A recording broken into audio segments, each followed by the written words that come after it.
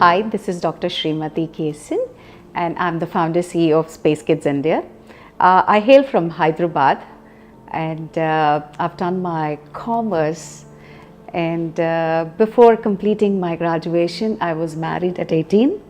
While at school, at college, I was a national basketball player, a state athlete, a paratrooper, a silver medalist in shooting, and the parade commander for the Republic Day Parade NCC.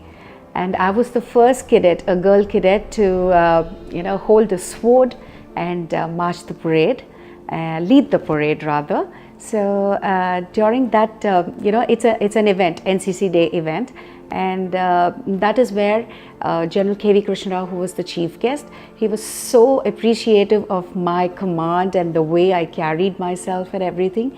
He got to hear about me. And then he called my father and he said, "Aise ladki chahiye hame fauj mein," which means to say that we want such girls in the armed forces. And my dad was extremely thrilled, but he pulled out my wedding invitation from the bag, because the same day evening we were leaving from Hyderabad to Chennai for my wedding.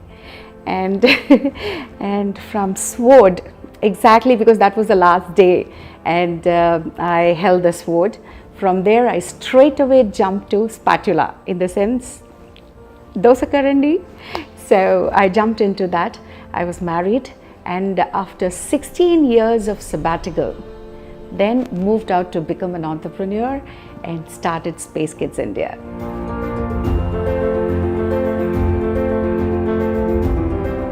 Rather than me choosing space, I think space has chosen me, I should say. It's a different journey. Even when I was at home these 16 years as a homemaker, without the knowledge of my family, because I was an all-rounder, I mentioned to you earlier. So it's very difficult to, hold yourself and just be at home doing the domestic chores. So you want to do something different all the time. That gives you soul satisfaction. It's not for the money. And so that is the reason I've actually done voiceovers, I've done dubbing, fashion choreography for about 55 shows, and designing for garments and all that. So all these things without the knowledge of my family. The little 2 or 3 hours that I get in the afternoon, the me time, I should say. So I thought I should utilize that time and do something to keep myself agile. So I was doing this, but that was not a completely professional one. And there was something within me that always kept saying that, why was Srimati born? It is not that she is meant to be a homemaker, a mother, a wife. She needs her own identity. It is not only Srimati, but I always felt that every woman needs an identity of herself, her circle of friends, professional life, a balance between professional and family life. All this, I think, I always felt that a woman needs, and only then she is a real complete woman. And this urge was there within myself, and I always threw it to the universe. I kept saying, "Come on, tell me something. Tell me, what should I do? Why was I born? Please tell me that." And some days it is very irritating, and I get angry, and some days it is like, why? So finally, a friend of mine from Maharashtra, she actually pulled me out, I should say, and she gave me the opportunity to go to the US, where there was a conference happening, a travel show happening, and this was all free of cost. So she said, somehow convince your family and you're going there. So my family was initially taken aback that I was going to do something like this. And my husband is a voracious traveler, so I had my visas and all that, because American visa is very difficult. So I had my visas. So 6 hours before the flight, I got all the permissions from my family, and my daughter was the biggest supporter. She always supported me, and she was like, "Convince daddy, I'll take care of the house." She was only in grade 6th or 7th, and she was like, "I will take care, you don't worry." And then I stepped out. I went to the US, and there is where I got to see the presentations of NASA. I was so excited, and I was emotionally moved, because reading from the textbooks and then seeing is something so very different. It was truly overwhelming. And I think that first step that I took was in 2009, and there was no looking back after that.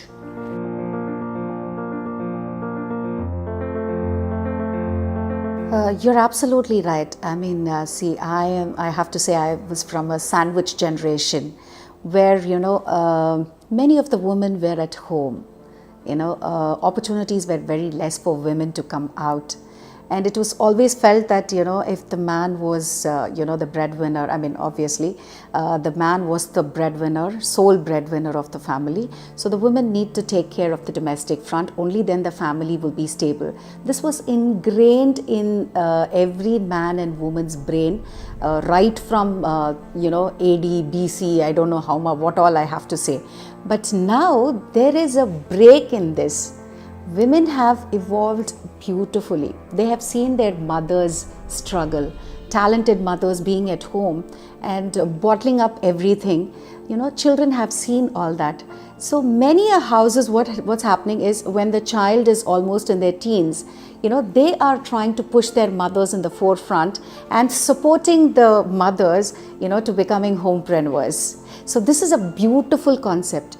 You should not fight. And, because once you start fighting, there is no peace in the family. Okay. So what happens is there is a break in the family. Children suffer. So rather than this, silently like a satyagraha, you kind of put your point. But I think somewhere or the other, if you're firm in your decision as to what you have to do, I think the universe will conspire and there will be some way or the other to pull you out of the house. Because initially it was joint families. When when I got married and all that, it was like I had my mother-in-law, my brother-in-law, all these people at home. So it was very difficult to step out, So, but now you have a lot of nuclear families. You do not have joint families. So when, it is only how the woman is able to balance both the family and profession and, have the family forefront keep in peace. So I think they are doing wonderful these days, and there are so many, and work from home after COVID. I think everybody has learned to do business from home. Whatever be the profession, I think they've learned it beautifully how to run it from home.